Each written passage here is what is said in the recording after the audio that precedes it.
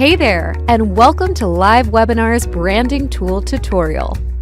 This feature lets you customize the look of your room by adding your own logo, changing the colors of different elements, or by uploading images to work as the background of your room.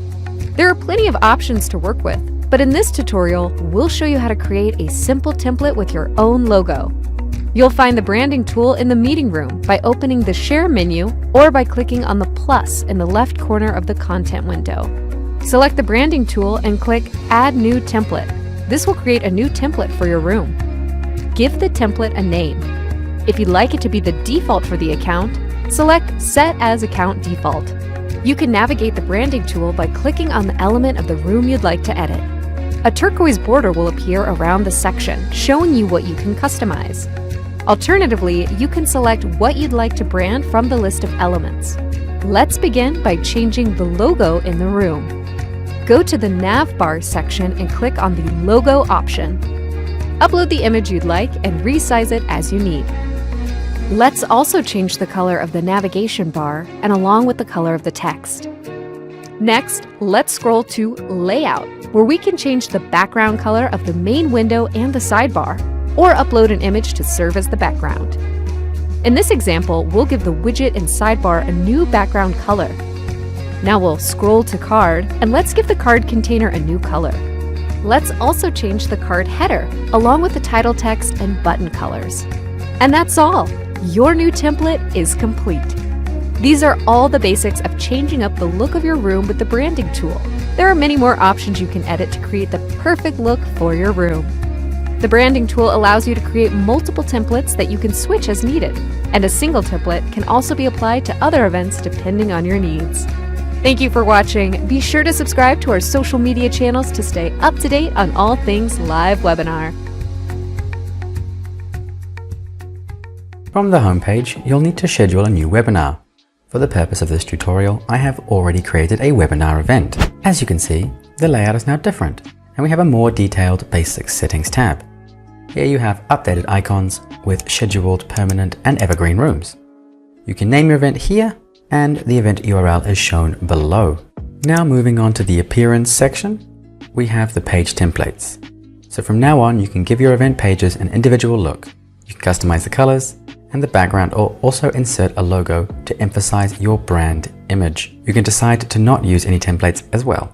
Choose from the Save Templates in the drop-down here, or you can also design a new template. For this tutorial, I will be using a page template which I have prepared. In this case, I am selecting Manage and not Design a New Template. You will then be able to give your template a name. I have called this template LiveWebinar Appearance. You have 5 pages in the top bar: Event Not Yet Started, Registration, After Registration, Event Has Ended, and Leave Page URL. On the right-hand side of the page, you can change the layout and the background color and add an image if you prefer.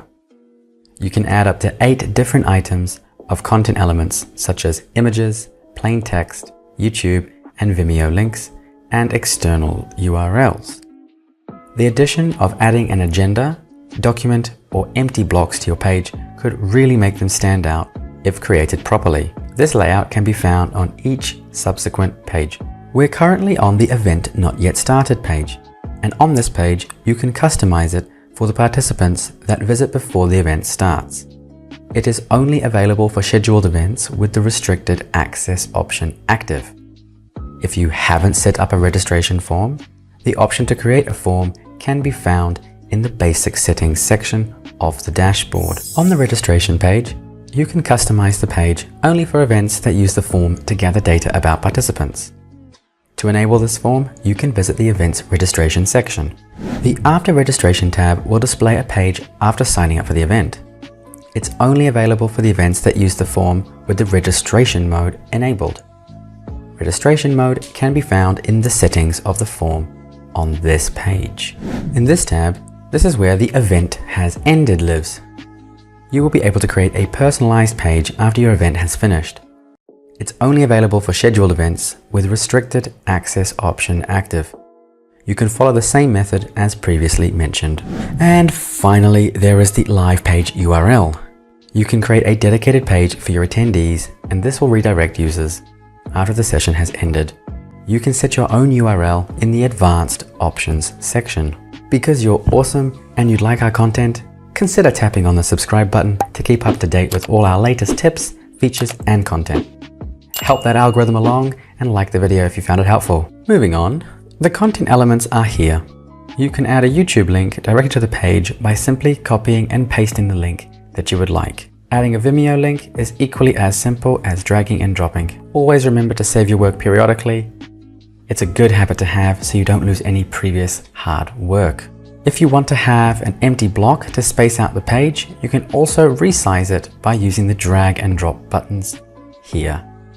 Your finished pages would look a little something like this once they are complete.